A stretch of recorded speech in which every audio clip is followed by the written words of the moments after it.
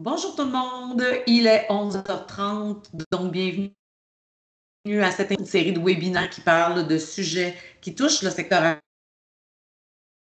agroalimentaire du Québec. Donc, il me fait plaisir aujourd'hui d'avoir un webinaire qui portera sur la loupe nutritionnelle, sur les aliments, donc des stratégies de mitigation et d'innovation. On a Mélissa Beaulieu du CDBQ et Sonia Pomerleau de l'INAF qui sont avec nous. Avant de leur céder la parole, permettez-moi tout de même de nous présenter les créneaux d'excellence du Québec. Donc, les webinaires InformAgro, c'est une collaboration, donc une initiative du créneau d'excellence agro-boréal. Nous, on est situé au Saguenay-Lac-Saint-Jean, mais on collabore également avec les créneaux d'excellence Aliments Santé, le créneau Acéricole et le créneau Transformation qui sont situés ailleurs au Québec. Donc, il y a toujours un créneau qui peut être là pour vous aider dans vos projets collaboratifs et vos projets d'innovation. Donc, les webinaires s'inscrivent à l'intérieur de cette mission-là que les créneaux portent collectivement, donc d'accompagner, de favoriser la collaboration et l'innovation pour les entreprises agroalimentaires du Québec. Donc, plus précisément, nous, chez AgroBoréal, comme on mentionnait, on va avoir une intervention plus ciblée auprès des entreprises et des filières boréales du Saguenay-Lac-Saint-Jean. Donc, vous avez nos coordonnées, n'hésitez pas à nous contacter. Tous les webinaires InformAgro sont également disponibles sur notre site web. Les enregistrements, ils sont la vingtaine de webinaires. Là, on a plus d'une vingtaine jusqu'à présent dans notre bibliothèque. Ça touche différents sujets super intéressants. Puis c'est également à cet endroit-là que vous pouvez consulter les prochains webinaires. Donc, le prochain qui a lieu le 27 mai sur la gestion de risque. Donc, comment évaluer, mesurer et gérer le risque. Donc, dans ces périodes d'incertitude, c'est particulièrement important.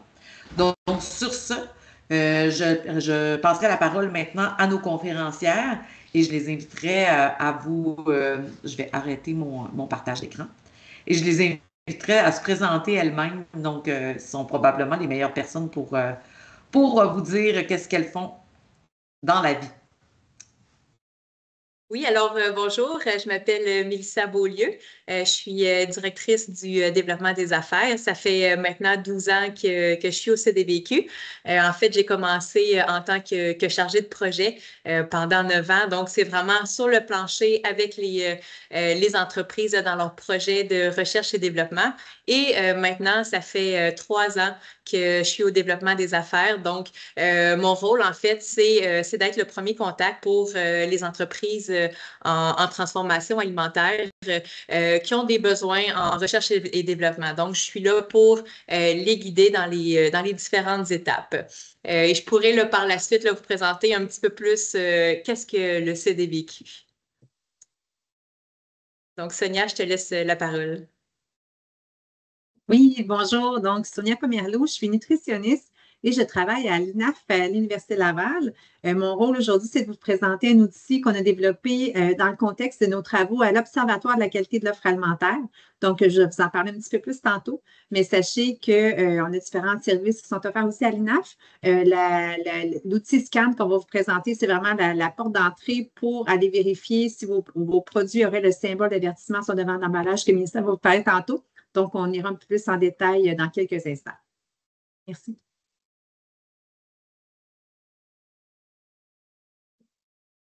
Donc, je vais partager ma présentation. On la voit bien. Super, merci. Donc, en fait, ça me fait plaisir d'être avec vous aujourd'hui. Donc, le but de la présentation, en fait, c'est de vous transmettre un peu plus d'informations par rapport à la loupe nutritionnelle, savoir si vos produits s'appliquent à la réglementation et si c'est le cas, de savoir quoi faire avec cette loupe-là. Donc, pour commencer, en fait, je fais juste une petite présentation là, rapide du CDBQ. En fait, on est un organisme à but non lucratif qui a été fondé en 1997.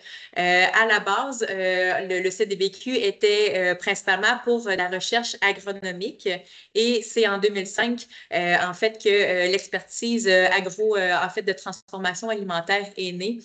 C'est vraiment dû à un besoin là, qui a été demandé.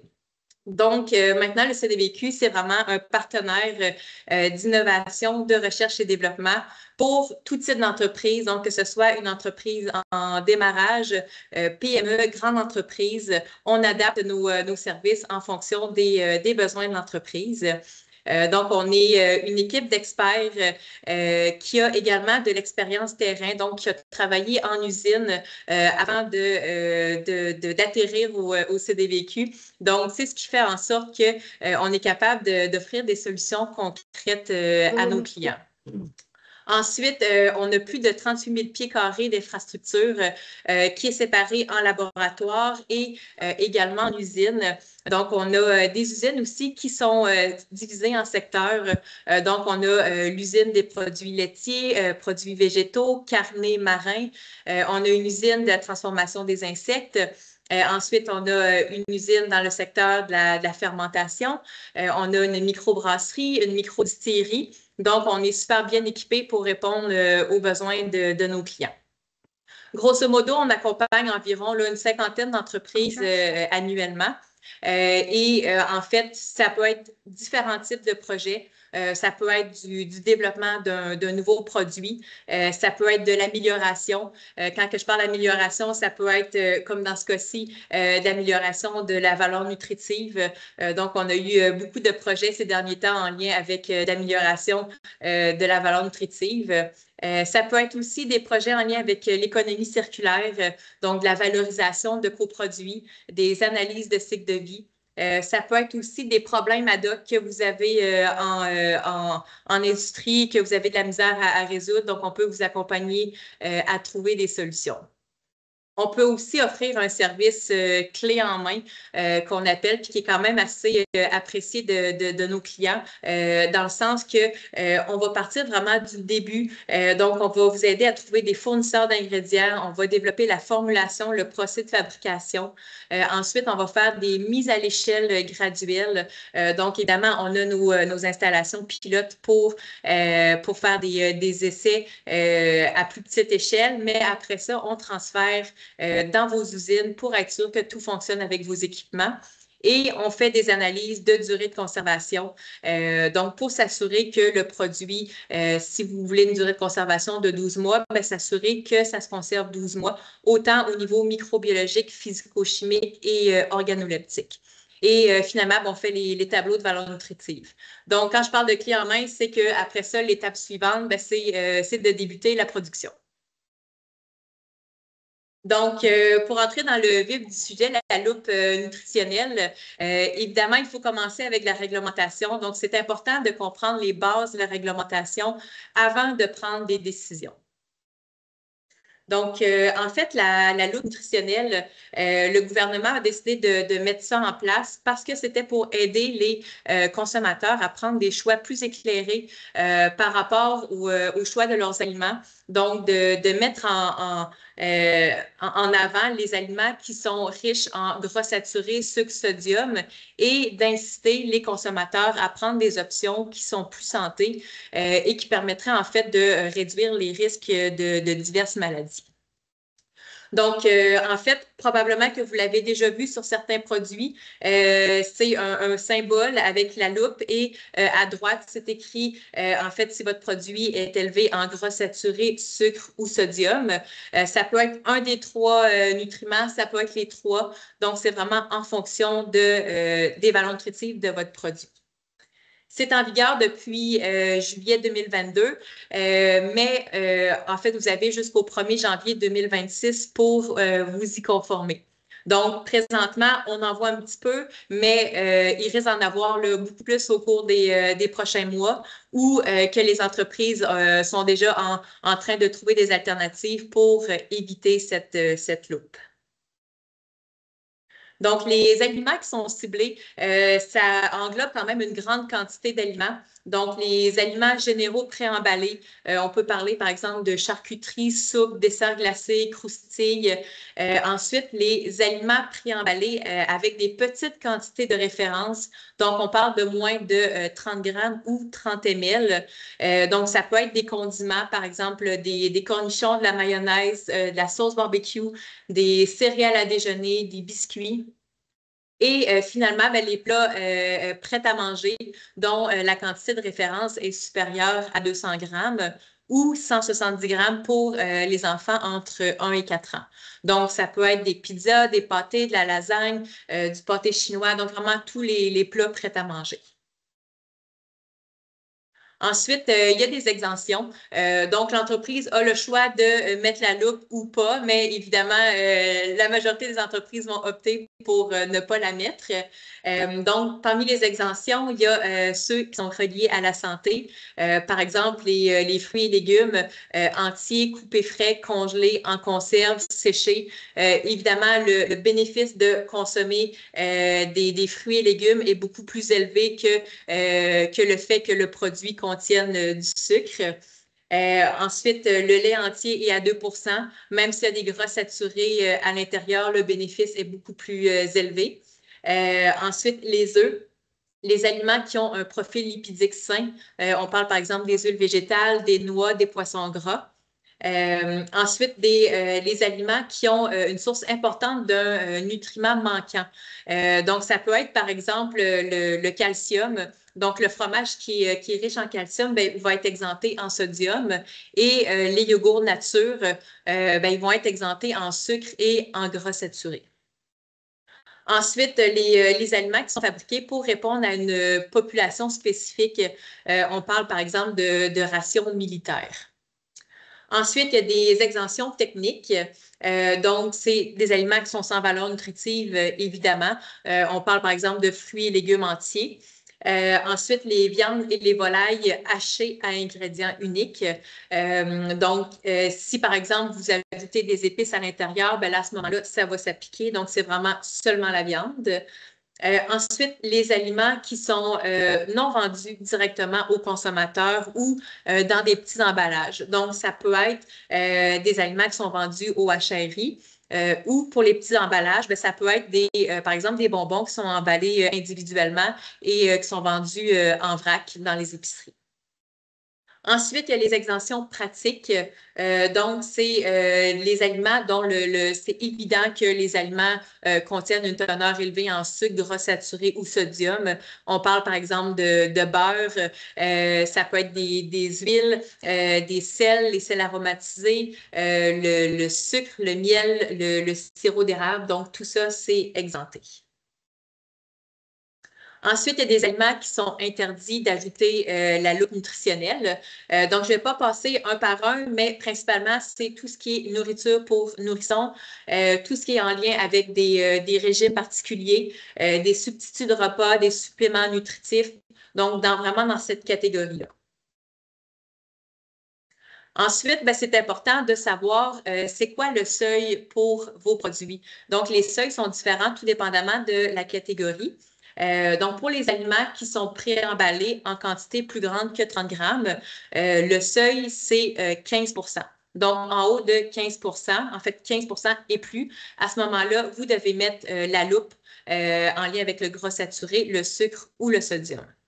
Ensuite, les aliments dont la quantité de référence est inférieure à 30 grammes, le seuil, c'est 10 Et pour les plats principaux dont la quantité de référence est supérieure à 200 grammes ou 170 grammes pour les enfants entre 1 et 4 ans, le seuil est de 30 Donc, évidemment, les pourcentages sont différents. C'est quand même assez logique dans le sens que un plat préparé, bien, ça représente quand même un gros apport énergétique dans notre journée. Donc, c'est pour ça que le seuil est beaucoup plus élevé comparativement à des petites portions, par exemple une sauce barbecue, dont le but, c'est pas d'aller chercher un maximum de nutriments dans notre journée.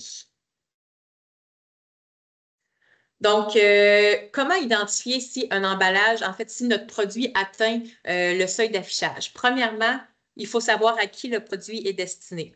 Est-ce que c'est aux adultes ou aux enfants entre 1 et 4 ans? Ensuite, c'est d'identifier la quantité de l'aliment. Donc, c'est de vérifier votre portion qui est inscrite sur votre emballage et de comparer avec la portion de référence qui est disponible en fait sur le site de Santé Canada. Donc, il faut prendre la portion la plus élevée.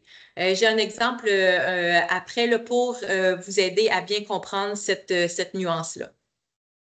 Ensuite, ben, il faut identifier le seuil de pourcentage de la valeur quotidienne applicable selon la portion. Donc, est-ce que c'est 10, 15 ou 30 Et finalement, ben, on détermine si notre quantité de gras saturé, sucre, sodium est sous le seuil ou est supérieure. Donc, pour l'exemple, en fait, c'est deux boissons qui sont différentes.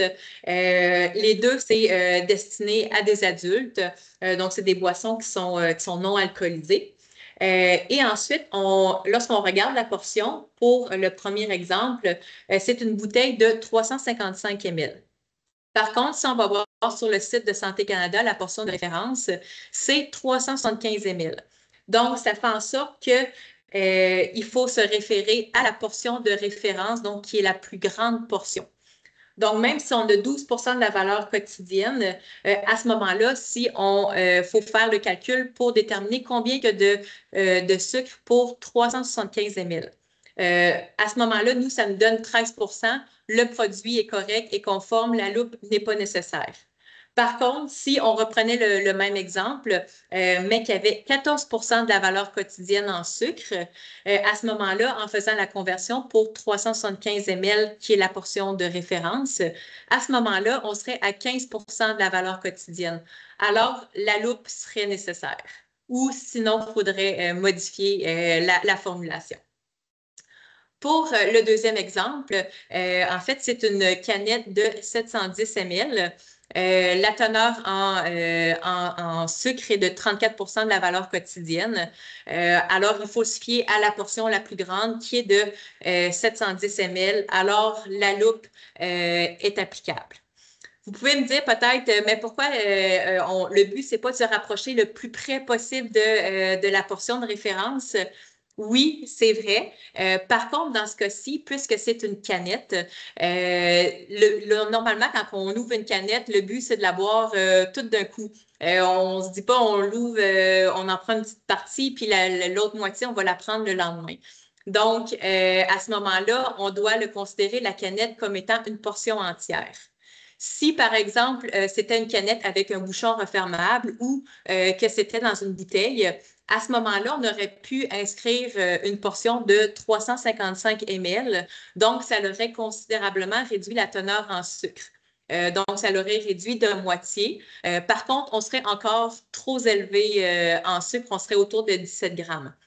Mais après ça, ben, l'entreprise aurait pu prendre la décision soit de conserver la loupe ou de réduire de 3 grammes l'apport en sucre. C'est beaucoup plus facile de réduire l'apport en sucre de 3 grammes versus de réduire de 20 grammes.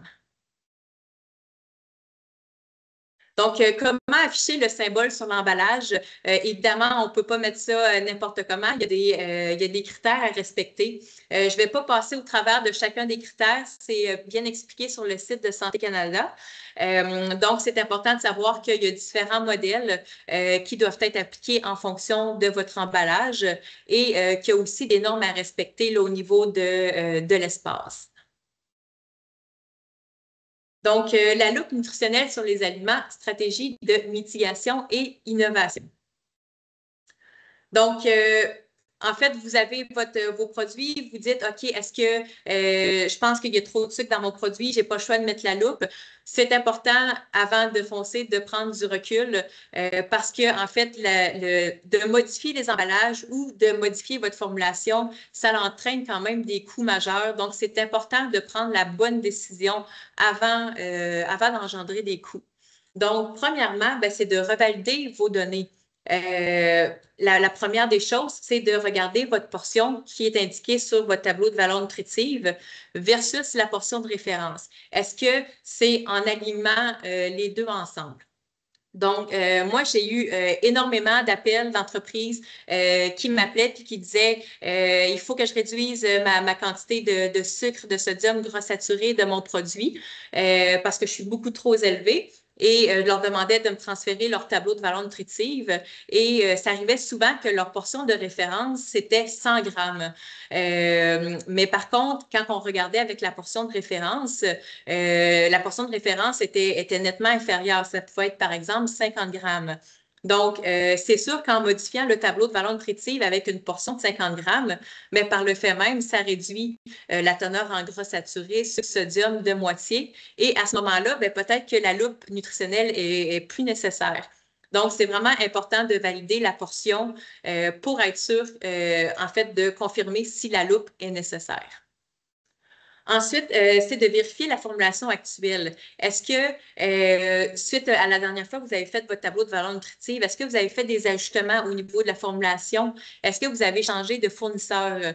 Donc, c'est important de refaire ces calculs-là pour, en fait, s'assurer que votre tableau de valeur nutritive est conforme, est à jour. Et également de s'assurer que vos calculs sont bons. Quand vous faites le pourcentage de valeur quotidienne, c'est important de s'assurer que tout concorde bien. Donc, cette étape-là est hyper importante parce que une petite erreur peut vous faire croire que la loupe est nécessaire, mais elle ne serait pas, ou vice-versa. Donc, la deuxième étape, c'est de mesurer l'écart avec la cible. En fait, il y a l'outil scan que Sonia va parler qui permet de faire ce calcul-là, mais vous pouvez aussi le faire par vous-même. Donc, c'est de regarder précisément, vous êtes à combien, en fait, de pourcentage de différence entre le seuil et votre produit. Est-ce que c'est un petit ajustement qui va être nécessaire? On parle par exemple de réduire de 10 la teneur en sucre, ce qui est quand même pas beaucoup, ou ça peut être le contraire, que vous avez vraiment des gros ajustements à faire, par exemple de réduire de 50 l'apport en gras saturé et en sodium. Donc, évidemment, plus vous êtes loin de la cible, plus il y a de chances que ça entraîne des frais au niveau de la recherche et développement. Puis aussi, ça peut entraîner aussi là, en fait, ce qui est à prendre en considération, c'est la matrice de votre produit. Par exemple, une sauce barbecue que vous voulez seulement réduire la teneur en sodium, ça va avoir un impact sur le goût, mais peut-être pas nécessairement au niveau de la durée de conservation. Et de la texture. Par contre, si on veut réduire la teneur en sodium d'une charcuterie, là, à ce moment-là, la réduction en sodium peut avoir un impact très majeur sur la texture du produit fini, mais aussi la durée de conservation. Donc, plus il y a de contraintes, plus il y a de risques que les investissements soient majeurs. Ensuite, la troisième étape, c'est de comprendre le rôle de votre produit. Donc, c'est quoi son positionnement? Est-ce que les gens achètent votre produit pour, en fait, un repas, une collation, une gâterie? Est-ce qu'il y a un bénéfice du produit qui permettrait de compenser la loupe? Et aussi, c'est de se demander, sont où vos compétiteurs? Est-ce qu'il y a une grande partie des compétiteurs qui ont pu éviter la loupe ou au contraire, tout le monde est hyper élevé et ils vivent bien avec ça? Donc, dans certains cas, la loupe est acceptable si le produit est assumé. Donc, j'ai l'exemple d'une tarte au sucre. En fait, si vous vendez une tarte au sucre en disant que c'est un produit qui est gourmand, qui est identique à la tarte que votre grand-mère faisait quand vous étiez jeune, le fait de réduire la teneur en sucre, là, peut-être que vous allez perdre un petit peu l'intérêt du client à acheter ce produit-là et il va finir par se tourner vers la tarte qui contient la totalité en sucre. Au contraire, si on parle par exemple d'une sauce qu'on fait pour des sautés, généralement, les gens vont acheter des sauces à sauter pour aller plus vite durant la semaine puis offrir quand même une alternative santé à leur famille. Alors là, à ce moment-là, le consommateur, quand il va arriver à l'épicerie, qui va voir un produit avec la loupe et votre produit sans loupe, il y a quand même des bons questionnements que le consommateur va avoir en se disant, lui, il y a moins de sucre, il y a moins de sodium, ça vaut peut-être la peine que je l'achète pour offrir une belle alternative santé à ma famille.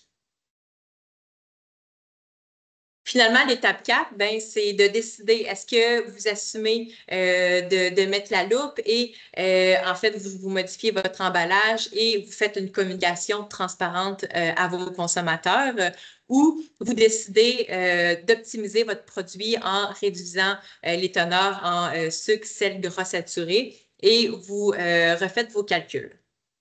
Évidemment, il y a une question de coût aussi en choisissant en prenant la décision. Donc, c'est très important d'avoir une idée de combien ça va vous coûter, par exemple, en recherche et développement versus l'impact marketing. Donc, si vous dites, OK, go, moi, je vais de l'avant, je veux réduire ma teneur en gras saturé, sucre, sodium, il y a encore des étapes à suivre pour, en fait, permettre d'optimiser le développement et d'avoir un succès sur les tablettes. Donc, premièrement, c'est de définir des objectifs nutritionnels qui sont réalistes. Donc, premièrement, c'est de voir où est-ce qu'il y a un problème? Est-ce que c'est au niveau du sucre, du sel, du gras saturé? Et de déterminer des objectifs selon le public visé. Donc, si, par exemple, vous dites, moi, j'ai un produit, par exemple, une sauce, puis je veux le mettre à 0 g de sucre et de sodium, est-ce que c'est une bonne stratégie? Peut-être pas. Il suffit de trouver un équilibre qui va permettre de démontrer que le produit est santé, mais qui va quand même attirer le consommateur parce que le produit va tout de même être bon au goût. Ensuite, c'est de trouver en fait, d'explorer des alternatives santé. Donc, si vous voulez, par exemple, réduire en sucre, c'est de voir qu'est-ce qu'il y a dans la littérature qui permet de réduire la teneur en sucre des aliments, de discuter avec des fournisseurs aussi, voir c'est quoi les options qu'ils proposent et aussi regarder à travers d'autres produits, qu'est-ce qui se fait ailleurs dans le monde, voir c'est quoi leurs alternatives. Ensuite, c'est important d'analyser les contraintes. Donc, évidemment, le coût, ça risque d'augmenter. Le sucre, le sel, le gras saturé, c'est des nutriments qui, généralement, ne sont pas très dispendieux. Donc, les alternatives peut-être peuvent entraîner une augmentation des coûts, mais c'est important de choisir les bonnes alternatives qui vont faire en sorte que votre prix de vente va demeurer intéressant. Ensuite, les allergènes. Le but, c'est pas de rajouter des allergènes, c'est de conserver votre produit le plus intact possible. Ensuite, la durée de conservation. Comme je mentionnais tout à l'heure, par exemple, si on réduit la teneur en sodium d'une charcuterie, ça peut avoir un impact majeur sur la durée de conservation. Donc, c'est important de trouver des alternatives qui vont faire en sorte que votre durée de conservation ne sera pas affectée. Et finalement, la réglementation. Donc, si vous voulez, par exemple, réduire votre teneur en sucre, il existe une panoplie d'édulcorants. Par contre, ce n'est pas tous les édulcorants qui sont permis pour tous les aliments. Donc, c'est important de vérifier avec la réglementation que votre produit va être conforme. Ensuite, la troisième étape, c'est de faire le développement, de tester des prototypes. Donc, vous allez en fait faire des ajustements de formulation. Par la suite, ça va être des calculs nutritionnels préliminaires, donc pour voir si les essais que vous faites concordent avec les cibles que vous êtes ciblés. Et par la suite, le choix de l'emballage. Donc, ça se peut que vous devez changer votre emballage pour permettre, par exemple, d'augmenter la durée de conservation de votre produit. Ensuite, la quatrième étape, c'est de s'assurer que votre produit va plaire aux consommateurs. Donc, c'est de faire des tests sensoriels avec des panels cibles. Et évidemment, si les retours ne sont pas positifs, c'est de faire les ajustements nécessaires avant même de mettre sur les tablettes. Ensuite, c'est de vérifier la faisabilité industrielle. Ça, c'est une étape qui est très, très importante, mais qui est souvent négligée. En fait, le fait de réduire en sucre, sodium, gras saturé, ça peut avoir un impact sur la texture de votre produit, sur le procédé de fabrication et ça se peut très bien qu'il y ait des ajustements à faire au niveau du procédé industriel. Donc, c'est vraiment important de faire ces validations-là avant de faire la production. Et finalement, les tests de durée de conservation, donc microbiologique, physico-chimique, organoleptique, les trois sont indissociables. C'est très important de les avoir parce que, par exemple, on prend l'exemple d'un petit gâteau. Au niveau microbiologique, ça peut très bien se passer, mais au niveau du goût, en fait, au niveau de la texture, le produit devient hyper sec après 2 semaines et le consommateur ne veut plus l'acheter. Donc, ces trois critères-là sont nécessaires à valider. Et la dernière étape, c'est de finaliser le lancement, donc de faire un étiquetage nutritionnel qui est conforme et faire un plan marketing qui est basé sur les points forts de votre produit. Ensuite, à chaque étape, l'accompagnement d'experts en sciences alimentaires est fortement recommandé pour augmenter les chances de succès. Évidemment, vous n'êtes pas obligé d'avoir des experts à chacune de ces étapes-là. Le but, c'est de connaître vos forces et là où vous avez besoin d'un petit peu plus d'accompagnement et c'est de cibler ces étapes-là pour être accompagné. Donc, en fait, on va reprendre toutes ces étapes-là, mais avec un cas qui est un dessert glacé vegan. Donc, je l'ai choisi pas pour rien. En fait, c'est parce qu'il y a beaucoup plus d'incertitudes au niveau technologique, le fait de réduire en gras saturé et en sucre. Donc, en fait, quand le client nous a approchés, évidemment, la première étape, c'est de se demander est-ce que ça vaut la peine de réduire la teneur en sucre et gras saturés ou on conserve comme ça. Alors, la première étape, on a fait la validation du tableau de valeur nutritive, tout était conforme. Ensuite, la deuxième étape, c'est de mesurer l'écart avec la cible. Donc, on a constaté qu'il y avait une réduction. En fait, on devait avoir une réduction de 20 en gras saturés et en sucre pour éviter la loupe. Ensuite, la troisième étape, c'est le positionnement du produit. Donc, pour, en fait, notre client, sa clientèle cible, c'est principalement les végétaliens ou les intolérants au lactose qui se soucient de leur santé. Ensuite, ce qui était quand même aussi important de prendre en considération, c'est l'impact de la réduction en sucre et en gras saturé sur le produit fini. Pour le client, c'était important d'avoir un produit qui reste gourmand. Et finalement, on a regardé là, avec les compétiteurs. Pour la grande majorité, leur teneur en gras saturé était excessivement élevée en raison du gras de coco. Et la teneur en sucre aussi était quand même très élevée. Donc, la décision, en fait, c'est le client qui a pris la décision, a décidé d'optimiser son produit pour éviter la loupe nutritionnelle. Donc, sa décision s'est basée sur le fait que, en fait, sa clientèle se souciait de sa santé et aussi qu'il savait qu'elle allait être bien entourée pour minimiser l'impact de la réduction en sucre et en gras saturé. Donc, un coup que le client a décidé qu'il voulait faire la réduction, la première étape, ça a été de cibler les objectifs. Donc, on visait entre 12 et 14 de la valeur quotidienne en sucre et en gras saturé. Évidemment, le but, c'était pas de se rendre à 1 de gras saturé, de sucre. Il voulait que le produit reste quand même intéressant à consommer. Donc, on a ciblé en fait, une cible qui est acceptable. Ensuite, on a exploré les alternatives santé. Donc, par quoi qu'on peut remplacer le sucre et le gras saturé sans impacter négativement le goût, la texture et aussi conserver son allégation que c'est des ingrédients naturels.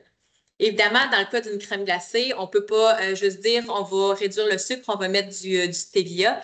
Sinon, on va se ramasser avec un bloc de glace. Donc, le sucre a vraiment un impact important sur la texture du produit. En fait, c'est ce qui fait en sorte que quand vous sortez votre produit du congélateur, vous êtes capable de prendre une cuillère et que la cuillère se tord pas. Et aussi, ça apporte évidemment du goût et ça permet aussi d'avoir un produit là, qui est plus aéré.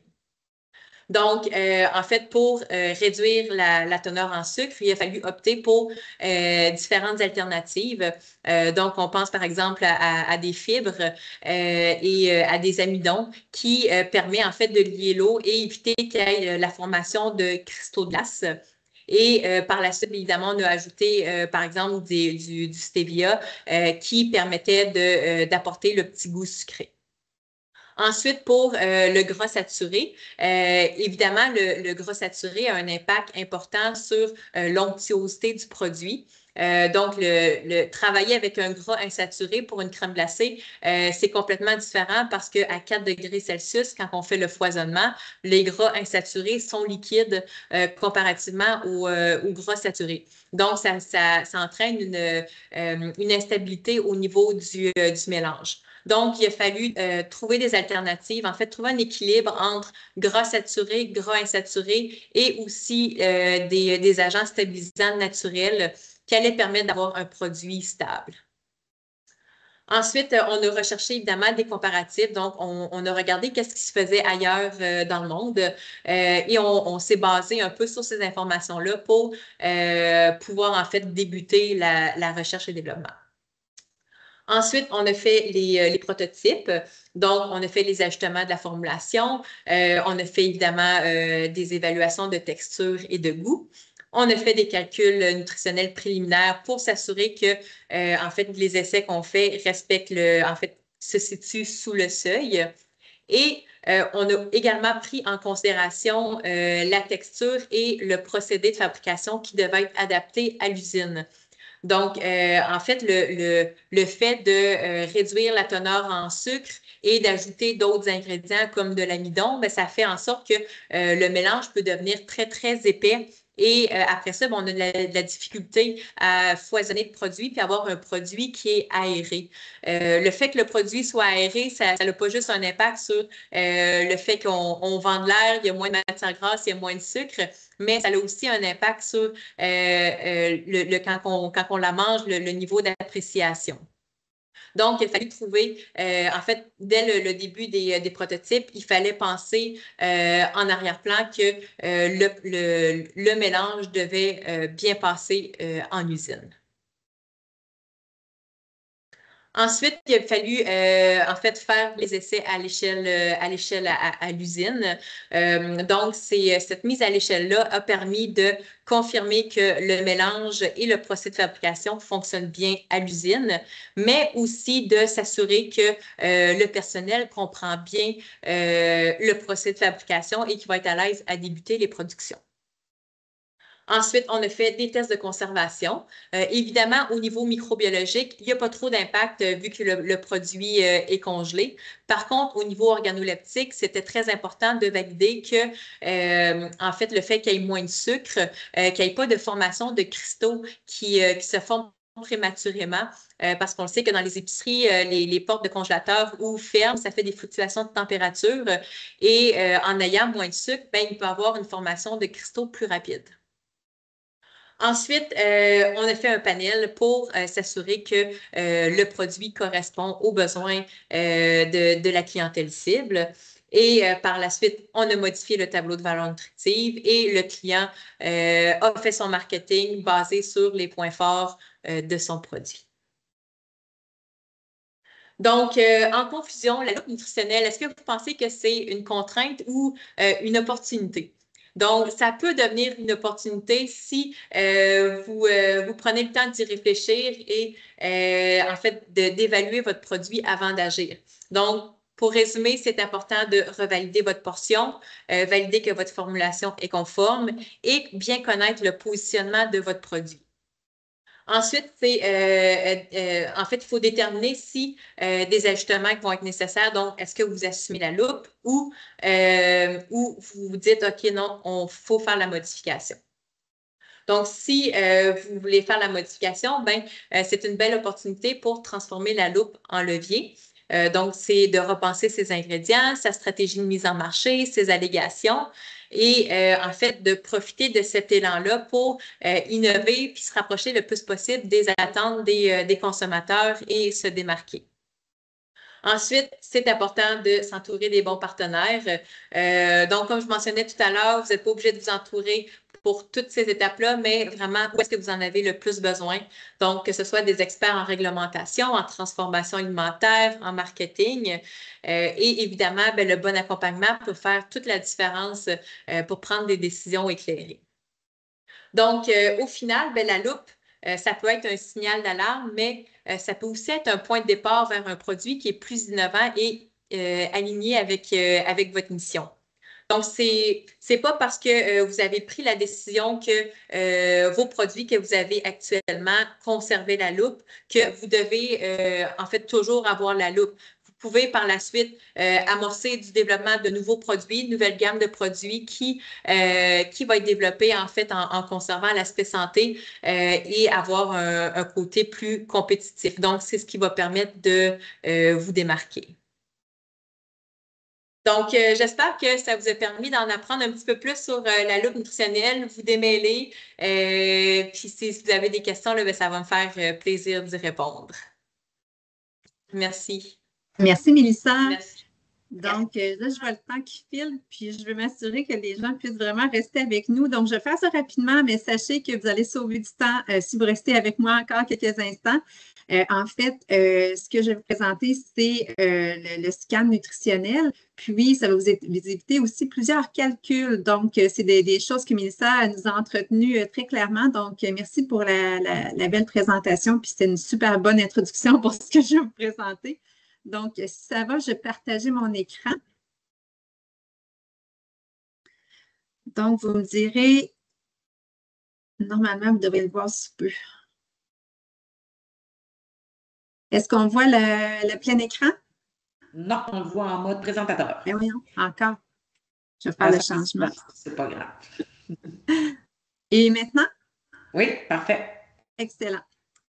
Donc, pour bien introduire Scan, cet instant, venez par là-bas.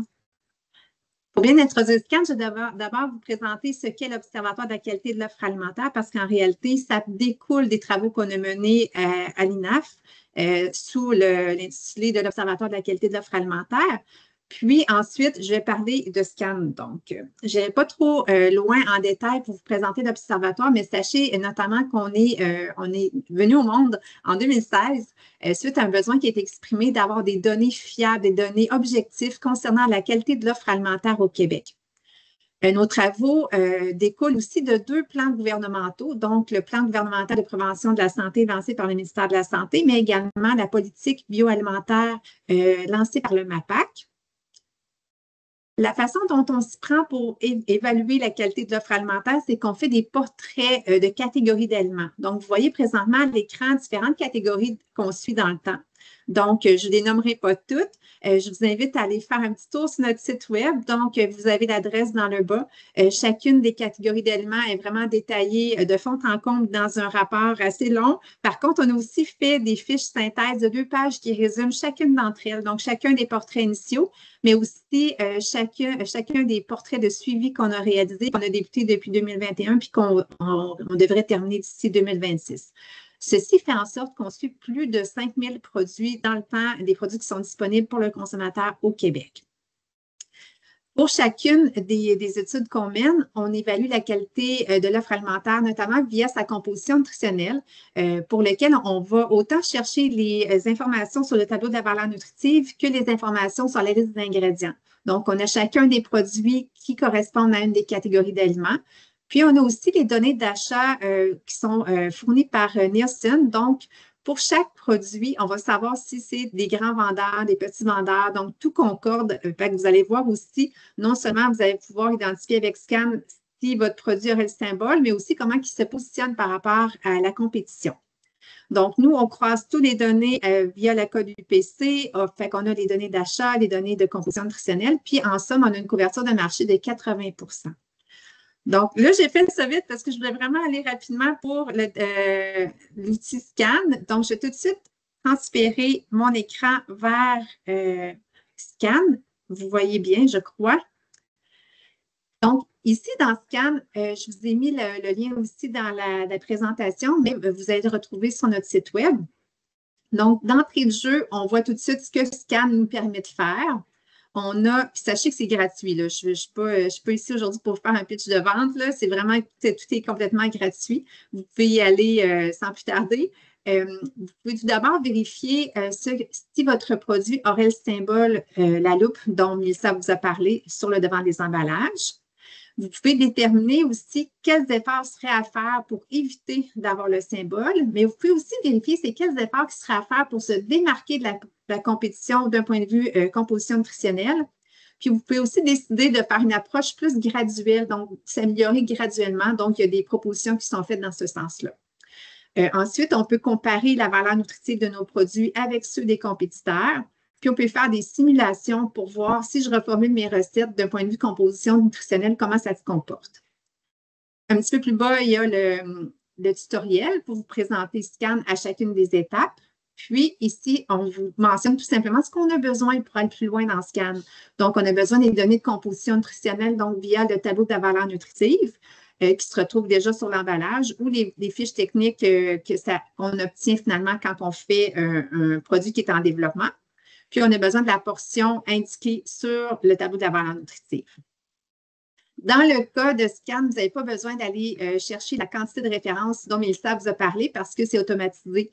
En cliquant sur la catégorie en question, ça va être automatisé pour cet aspect-là. Donc, en tout temps, sur la page d'entrée, on peut cliquer sur « Tester un produit ». À la première page, on voit les catégories qu'on suit à l'observatoire. Donc, c'est sûr que ce qui est plus intéressant, c'est d'aller voir chacune de ces catégories-là pour voir vraiment avoir l'expérience complète.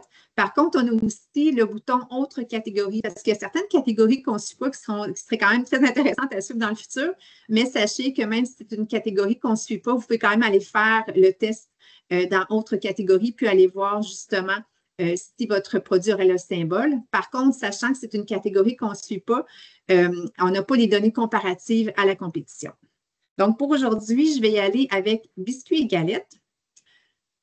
En tout temps, on a toujours des pop-up qui peuvent survenir pour nous montrer certaines options qui s'offrent à vous. La première étape ici, ça va être de choisir de quel type de produit il s'agit. En tout temps, vous pouvez aussi aller sur la petite loupe pour mentionner qu'est-ce qu'on entend par ce type de produit-là. On peut aussi aller voir l'ensemble de la catégorie. Dans ce cas-là, c'est sûr qu'on comparait, par exemple, un biscuité avec une galette. Ce n'est pas nécessairement ce qui est le plus représentatif, mais si on veut voir l'ensemble de la catégorie, on peut le faire quand même.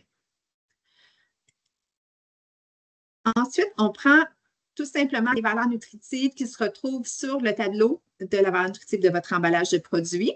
Puis, on peut soit l'écrire manuellement ou soit le faire avec j'ai juste le mot en anglais, le slider, donc le curseur. Puis, ceux qui ont un petit astérix sont nécessaires pour vraiment avoir le test si on a vraiment le symbole nutritionnel ou pas. Mais les fibres et les protéines sont optionnelles, mais on trouvait ça quand même pertinent de les ajouter pour avoir l'information complète de ce qui est intéressant aussi et non pas seulement qu'est-ce qui est à éviter dans des produits. Donc, là, j'ai indiqué des valeurs légèrement arbitraires, mais j'avais déjà testé pour voir ce que ça donnait. Donc, on peut aller voir tout de suite les résultats. Donc, d'entrée de jeu, puis c'était ça l'idée de Scan. D'entrée de jeu, on voit est-ce que mon produit aurait le symbole ou non? Et si oui, pour quel nutriment? Donc, on voit tout de suite gras saturé et sucre. Puis, à droite, on voit les efforts d'amélioration qui sont à faire pour éviter l'affichage du symbole dans le cas de l'effort réglementaire. Donc, on voit à quelle hauteur on doit réduire chacun des nutriments pour éviter d'avoir le symbole. On a aussi l'effort stratégique qui peut être intéressant. Dans ce cas-là, c'est pour avoir une meilleure composition nutritionnelle que la moyenne des compétiteurs qui ont le même type de produit que vous. Là, dans ce cas-là, j'ai pris des galettes. Donc, on se compare à des galettes, on ne se comparera pas à des biscuités. Et on a l'effort d'amélioration minimale. Donc, la stratégie, je vous parlais tantôt, graduelle. Donc, d'y aller au pas à pas. Ça, c'est peut-être un peu dans le cas de grands vendeurs, des produits qui sont établis, qui n'ont pas changé de recette depuis longtemps, pour avoir une stratégie qui permet aux consommateurs de s'adapter graduellement à une réduction, par exemple, en sodium ou en sucre. Si je vais un petit peu plus bas, ici au centre, on voit les données de composition nutritionnelle du produit qu'on évalue. Donc, en rouge, c'est les valeurs qui sont améliorées. En jaune, ça veut dire que c'est les valeurs qui sont considérées comme étant bonnes. Et en vert, très bonnes. En tout temps, on voit aussi la ligne de seuil dont Mélissa vous a parlé tantôt. Donc, le 10 de seuil, c'est celui qui est utilisé dans le cas des biscuits. Donc, le Scan, il l'a calculé pour vous. Fait qu'on voit le seuil ici. Puis, on voit les deux nutriments qui dépassent le seuil, donc pour lesquels on aurait besoin d'avoir un symbole sur le devant de l'emballage. À droite, on a la partie simulation. Donc, si par exemple, on veut diminuer un des nutriments, bien, on peut réduire ici. Donc, on voit que le sucre va descendre sous la barre du 10 %. Puis, on voit en gris, c'est les valeurs initiales du produit qu'on avait. Si on veut revenir à la formulation de départ, on peut toujours réinitialiser ici pour avoir un aperçu. Un petit peu plus bas ici, c'est le positionnement par rapport à la compétition. Donc, il y a un onglet par nutriment. Si, par exemple, je prends le sucre, on voit ici que mon produit, c'est celui-là ici. Et on l'a vraiment mis au centre parce qu'on n'a pas donné de vente. Donc, on voit qu'il est au-dessus de la bande grise, qui est la moyenne de la concurrence. À gauche, c'est la teneur en nutriments pour mon produit, donc, puis les autres produits aussi. Donc, on voit que pour les sucres, plus c'est haut, plus c'est élevé. Mon produit, par exemple, je l'avais créé à, je pense, 12 grammes de sucre, donc qui était ici. Puis, chaque petit point est un compétiteur. Donc, on voit plein de petits points ici et on voit ici les gros points. Les gros points, ce que ça veut dire, c'est des grands vendeurs. Donc, l'axe des X, c'est dans le bas, pour ceux qui se rappellent des notions de mathématiques. Donc, complètement à gauche, c'est des vendeurs qui sont des bas volumes de vente. Et plus on va à droite, plus ce sont des hauts volumes de vente. Donc, c'est des ventes en kilos. Donc, on voit les gros points ici, c'est que ce sont de très grands vendeurs. Puis, on voit, par exemple, ici, les deux gros points, ils sont sous la barre du 10 % de la valeur quotidienne en sucre. Donc, ça nous dit que mon produit, non seulement j'aurais intérêt à le diminuer sous la moyenne, mais en plus, on voit qu'il y a des très gros vendeurs sous la barre. Donc, ça peut être un élément aussi de motivation pour se dire, OK, si je réduis ma quantité de sucre, je risque moins de perdre des ventes parce qu'on voit qu'il y en a des très, très gros vendeurs qui sont en dessous justement du seuil de la valeur quotidienne pour le sucre. Et en tout temps aussi, comme tantôt, si je réduis ma quantité de sucre, on voit mon produit qui diminue sous la barre du seuil et la barre de la moyenne.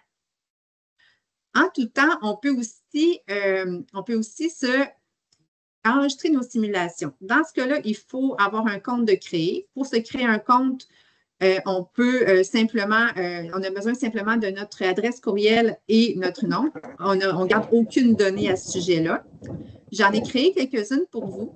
Donc, dans les simulations qu'on a faites, on va toujours avoir le produit d'origine, mais aussi le produit qui avait été amélioré. Et on a juste à cliquer dessus, puis ça nous ouvre notre produit amélioré, par exemple. Et on peut imprimer ce document-là, autant en PDF que version papier. Dans ces cas-là, on a vraiment accès à toutes les informations qui se retrouvent sur le site Web, autant les efforts d'amélioration possibles que les données de compétiteurs avec les graphiques dont je viens de vous parler. Et enfin, tout en bas, on a aussi le bouton « Entamer une démarche d'amélioration ». Donc, nous, à l'Observatoire, on ne fait pas d'accompagnement pour améliorer la qualité nutritionnelle. Par contre, on peut vous réorienter comme des services comme justement le CDBQ ou bien le SSI à l'INAF qu'on offre aussi ce genre de service-là. Donc, on essaie de répondre le mieux possible aux demandes pour orienter vers les parties qui sont les plus pertinentes dans ce cas-là. Donc, voilà, j'essaie de faire ça rapidement, mais je demeure disponible si jamais vous avez des questions. Je reste en ligne encore quelques instants.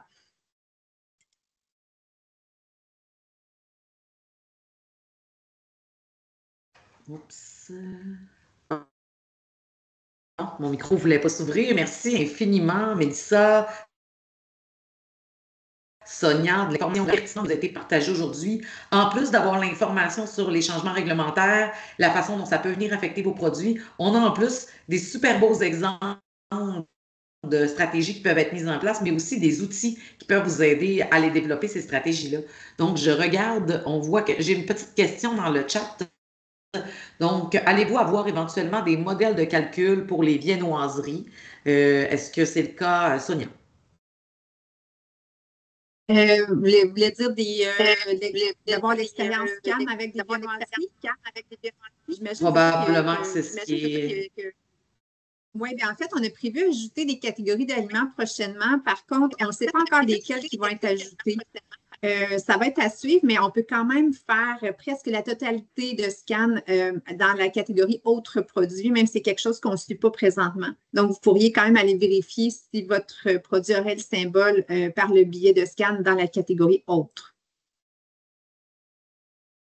Parfait, merci. puis je vous ai justement des questions là, plus spécifiques par rapport à des catégories de produits en particulier, de peut-être contacter Sonia pour pouvoir avoir l'information, là, parce que on comprend que chaque produit, chaque cas est différent, là. Donc, je vois justement une autre question. Il y a d'abord Popol Mabi, dont la main est levée. Oui, bonjour. J'aurais une question, peut-être je reviendrai à Mélissa tantôt, mais j'aurais une question d'abord pour Sonia. J'aimerais savoir, donc, Scan a été créé suite au changement de réglementation, c'est ça? Oui, tout à fait. En fait, ça a été créé, c'était lancé cet automne, l'automne 2024, donc c'est assez récent. Puis, on a fait valider l'outil par Santé Canada aussi pour s'assurer que les algorithmes derrière Scan puissent tenir la route. Puis, on a fait des ajustements aussi récemment parce qu'il y avait eu des modifications qui ont été apportées, notamment, par exemple, sur les céréales granola. Donc, aussitôt qu'il y a un changement qui est implanté par Santé Canada, on fait le changement aussi dans Scan. Puis aussi, ça je ne l'ai pas mentionné tantôt, mais on a toujours, nous, on fait de la collecte en continu à l'Observatoire. Fait qu'aussitôt qu'on a des nouvelles bases de données, on les injecte dans Scan pour que ce soit le plus à jour possible. Ça peut arriver que ce ne soit pas de l'année, là, mais on essaie quand même de le faire le plus rapidement possible pour que la comparaison soit le plus valable possible.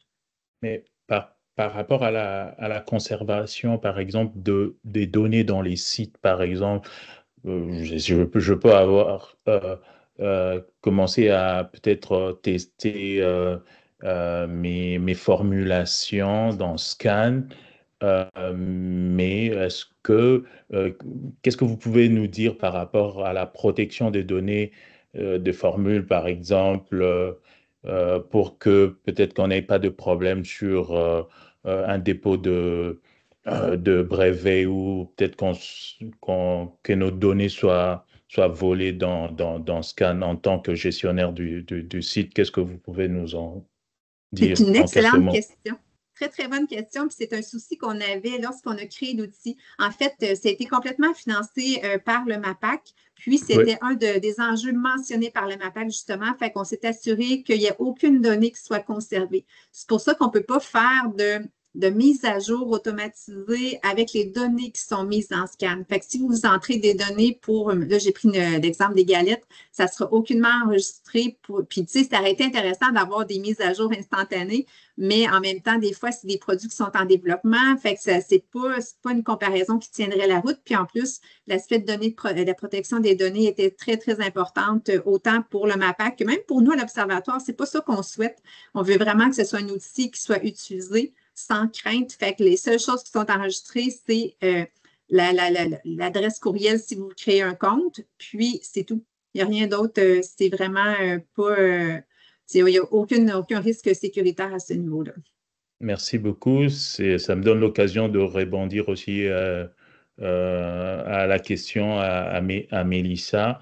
C'est un peu le sens de la question aussi. Chez vous aussi, on a plusieurs compétiteurs et tout ça qui peuvent venir solliciter des formulations. Comment ça se fait l'encadrement pour qu'il n'y ait pas, par exemple, des formulations qui peuvent passer d'un groupe à un autre. Voilà, c'est un peu ça le sens de ma question aussi. En fait, nous, tout est sous confidentialité. Donc, évidemment, on ne va pas prendre un projet puis le transmettre à quelqu'un d'autre. Sinon, si je peux vous rassurer, là, en 12 ans de carrière, je n'ai jamais vu un projet qui avait les mêmes critères pour une entreprise à une autre. Donc, c'est jamais arrivé que le projet était identique. Il y a toujours des différences qui vont faire en sorte que ça va être impossible de reproduire le projet de quelqu'un d'autre et l'appliquer à un autre projet. Donc, pour ça, là, il n'y a vraiment pas d'inquiétude à avoir. Ouais, merci, c'est gentil. Mais même si la compétition, c'est vraiment dans les détails que ça Oui, Merci c'est beaucoup. ça, mais c'est quand même jamais arrivé. Puis, tu sais, c'est pas juste au niveau de la formulation. Des fois, ça peut être la taille de l'entreprise. Ils ont des contraintes différentes qui font en sorte qu'une solution ne peut pas être appliquée à une autre entreprise. Donc, il y a beaucoup de critères qui rentrent en ligne de compte qui font en sorte qu'on n'est jamais capable je dis capable, là, mais qu'on peut pas reproduire un projet à une autre entreprise. Merci, c'est gentil. Merci beaucoup. Ça fait plaisir. Merci beaucoup pour vos réponses. Peut-être rapidement, là, Mélissa, je pense une question qui s'adresse davantage à toi. Pour les repas prêts à manger dans un comptoir de boucherie, est-ce qu'il doit y avoir un tableau de valeur nutritive? Si c'est la boucherie qui fait les plats prêts à manger, en fait, il n'y a pas besoin d'avoir un tableau de valeur nutritive ni en fait la loupe qui s'applique. Par contre, si c'est une entreprise X qui fait des plats prêts à manger et qui va les vendre dans une boucherie qui n'est pas son établissement, ben là, à ce moment-là, le tableau de valeur nutritive est nécessaire et la loupe si évidemment on est supérieur au seuil.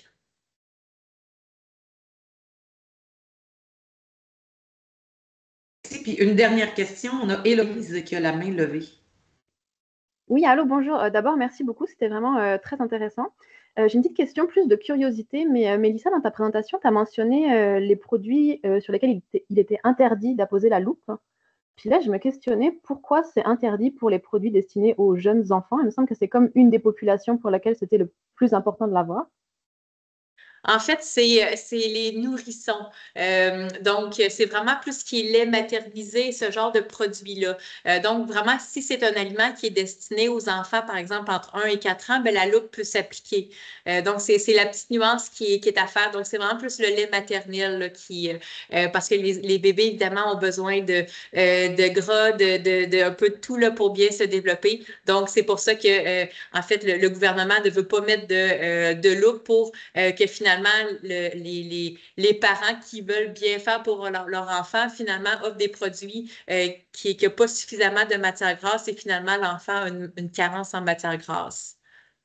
Ah, ok, parfait, je comprends mieux. Je pensais que ça s'appliquait à l'ensemble de la catégorie. Merci beaucoup. Non. Bon, ben, ça, il est 12h30. Tout le monde, vous allez pouvoir aller luncher si ce n'est pas déjà fait. Et je tiens à vous remercier, Mélissa, Sonia. C'était un webinaire vraiment très pertinent, super intéressant. Je pense qu'on le voit avec les commentaires dans le chat. Les gens vous remercient. Sincèrement, bravo. Et encore une fois, tout le monde, si vous avez besoin d'accompagnement, d'éclaircissement, n'hésitez pas à les contacter. Les centres d'expertise comme le CDBQ, l'INAF sont là pour ça. N'hésitez pas. Je comprends que des fois, les gens peuvent être réticents. On a des craintes là, qui ont été formulées tout à l'heure à travers les questions, mais il ne faut pas que ces craintes-là soient des freins à aller consulter puis à aller bénéficier des expertises, des ressources qui sont en place au Québec qui vont vous aider dans vos projets d'innovation, mais aussi dans l'amélioration de vos produits. Donc, sur ce, je veux encore une fois remercier nos conférenciers. Je vais remercier mes collègues des autres créneaux d'excellence du Québec d'être partenaires des webinaires Informagro. Je vais remercier également les réseaux AgriConseil qui nous permettent d'offrir ces webinaires-là de façon gratuite partout à travers le Québec, mais aussi grâce à la collaboration des différents fournisseurs et conférenciers là, qui développent le contenu et qui le partagent avec générosité aux entreprises d'ici. Puis, la consulte notre site web dans la section Informagro pour voir les prochains webinaires, mais aussi revoir ceux qui sont déjà développés. Donc, sur ce, bonne fin de journée à tout le monde et une bonne fin de semaine. Merci. Merci à tous. Bye Au revoir. bye. Merci, bye.